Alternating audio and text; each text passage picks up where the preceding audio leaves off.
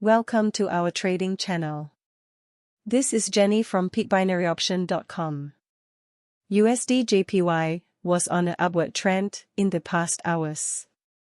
148.20 is the resistance level. Our system shows a reversal signal, so I placed a short position. Now there is rebound at the level of 147.8. And there is more than 30 minutes left. I would like close the trade to lock the profits. There are many psychological traps in trading. You need to identify them and mistakes made before. Then you can improve the results.